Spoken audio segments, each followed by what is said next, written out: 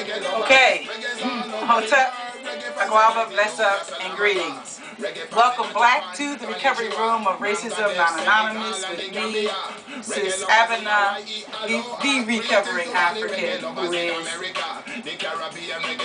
enslaved in America, and who is a representative from the Voices of the Margins. I kind of got a little, shy about it for a second because I did some things and was able to see some things. And it's like, oh, okay, here we go. This will work. I think, we're keeping it moving here.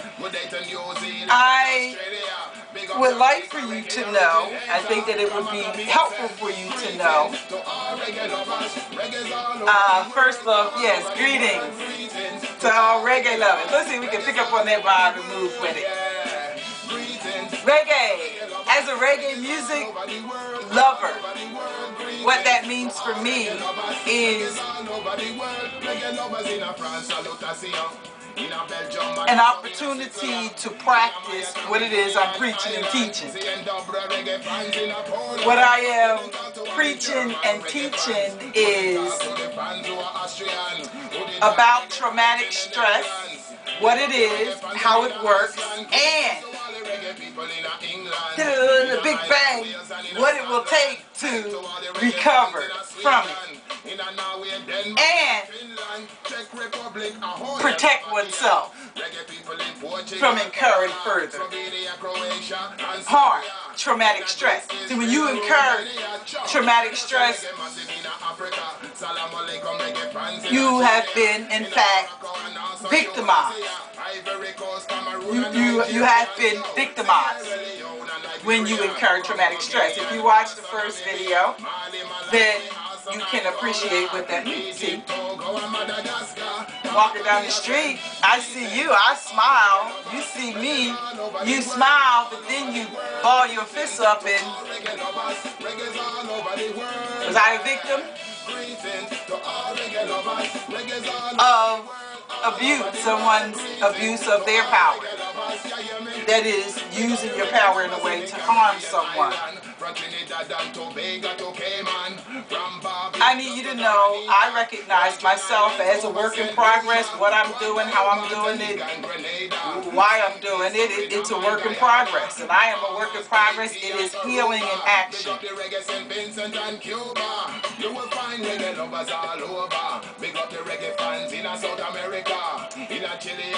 Therefore, and as I said earlier as well, there's no production managers, there's no ghost writers available, there's no makeup artists, it's just me, myself and I.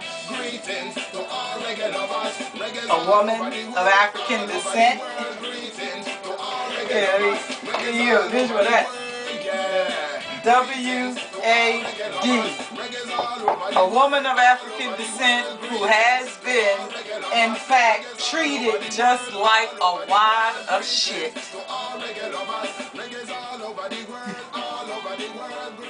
Behaviors. I do not know. I did make a video where I talked about and demonstrated and showed thought and behavior. I believe I can that may have been uploaded already. Been treated like a wad of shit based on people's behaviors. So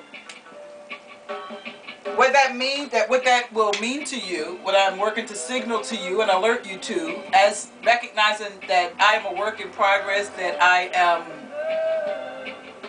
in a process. Recovery is a process, it's not an event.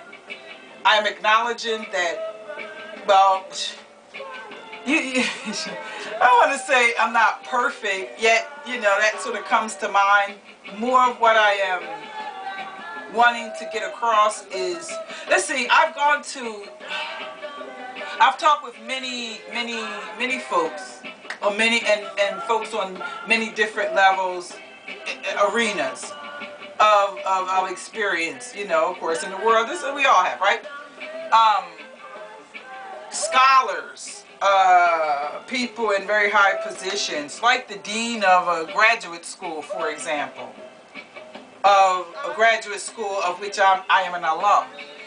when I talk with the dean and people, when I talk with any scholars and people in the professional arena who are also in the profession I am in, when I have an opportunity to talk to them, they listen, they recognize that what I'm saying is on point, powerful, and needed, and they do not sort of provide me any space to build by offering a teaching position or coming to speak, because they let me know I'm not quite ready.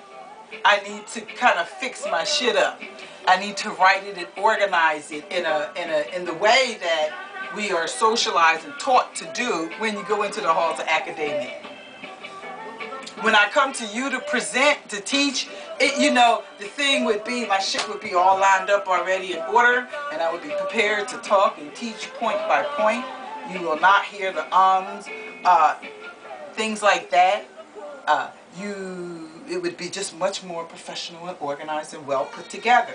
And several scholars, including, you know, Dr. Bloom, and you'll know more about her later, suggest you just need some practice. So, you know, public speaking and sharing in this way requires practice, and at this point, in part, this is my practice ground. I'm a work in progress. I'm practicing this thing, and so I just want you to know that. I think it may be useful.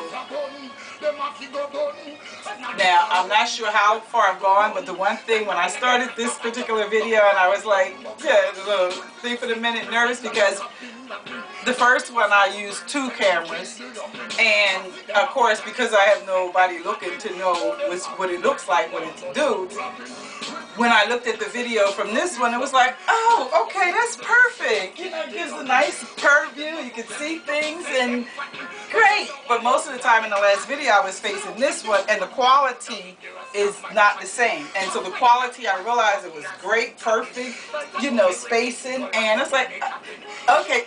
So when I came back, it's like, okay, now I know that I'm sort of on live, and you can actually see all of this. So it's like, ooh, okay.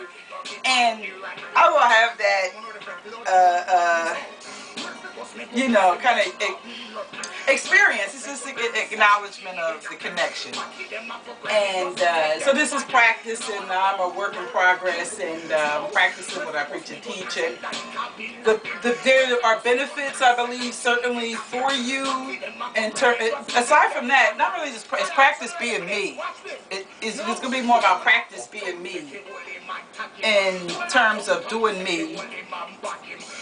And I know that how I do what I do is consistent with what I teach, what I encourage other folks to do, and that is regarding the cultural revolution and reclaiming, recovering of my culture, my cultural self, and my true cultural story, recovering it, living it, and being it. Now I'm going to stop because I don't want this to cut off for me. It'll cut off in 10 minutes straight up. I'm going to come back, and I'm going to keep coming back because, as I said on my YouTube page when I recreated it, this is my video commentary. This is my video dissertation. I am telling my story. I'm having a discussion, and it's just not in writing because that is not culturally, if you will, appropriate for my recovered self. For me to do a dissertation in writing, I'm going to do it to you.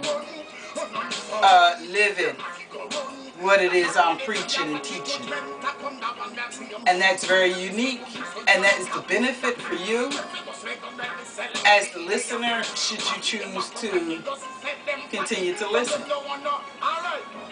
So this is me, Abena, and this is Abena's World here in the recovery room of Racism Non-Anonymous. I hope to see you back.